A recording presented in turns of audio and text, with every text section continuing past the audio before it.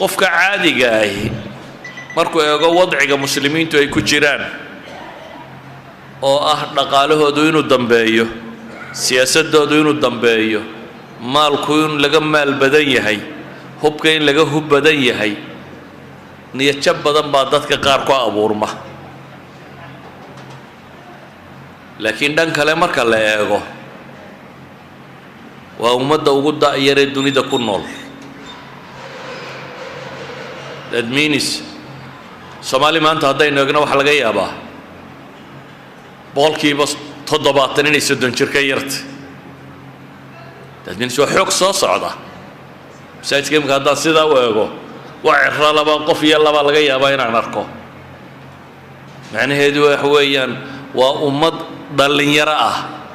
Soomaaliya qurana ma aha waa caalamul islaam oo dhan baa noocaasiya cagsiga haddaynu galbeed iyo bariba eegno waa dawlado gabgaboobay iyo dad gabgaboobay iyo maskax gabowday da'yartoodu da'weynta ka badan inta benshanka galaysa ayaa ka badan inta soo galaysa shaqada that's why in badan qaxoonti u qaataan qaxoontigani waxa la rabaa in lagu buuxiyo meeshii dadkii shaqada galayay waayo dadka ka sii baxaya benshanka noqonaya ka badan da'yarta shaqada soo galaysa idan haddii xagga bini aadamka laga eego caalamul islaami waa dhalinyaro waa dad xooggan oo mustaqbal loo soo socda haddii laga eego dhulkay degan yihiin waa dhulka dunidaba isku xidha cidda dhulkaa xukunta dunida xukunta waxay yidhahdaan dunidu badaha dunida isku xidha cidda xukunta 5-6 kanaal ee dunida isku xidha mid mooyaane inta kale muslim buu ku yaalaa Panama Canal oo labada Maraykan dhexdooda ayuu man gacanta muslimka ku jiray ama inta kale waa Bab al-Mandab waa Canal Suez waa Jabal al-Tariq waa Bosfor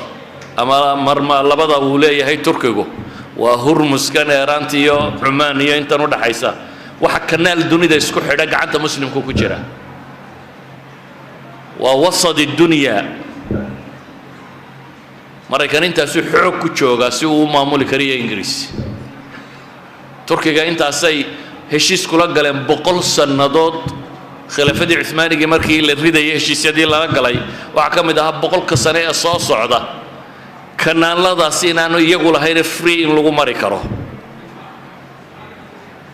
2023 ayay ku dhayn 100 sanadood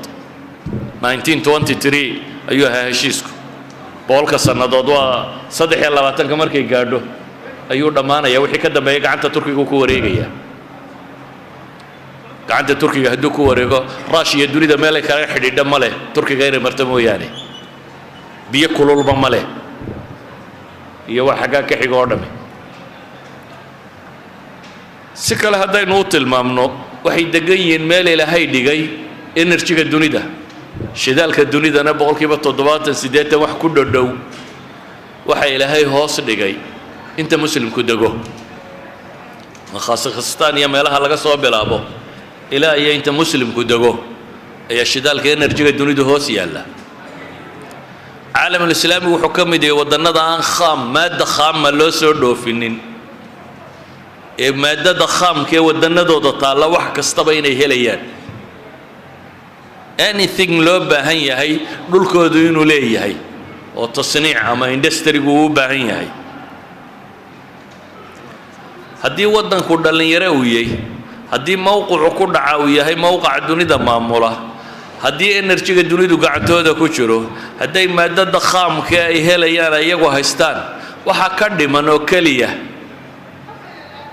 ciddii isku hagaajin lahayd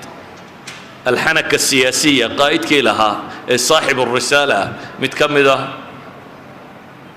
قرى أقويها كرر البيت كوحوليه وحقورة نمكن بولي وين إنه حق إسقى إلى لنا ويا وحقورة قدماني وسلاح الدين عصبة صباح بولي إن رسالنا الستة حنكة سياسية نله مبادئنا الرميسان إن maamulna garan kara iyo si dad loo hogaamiyo caalamul islaami intaas ka dhiban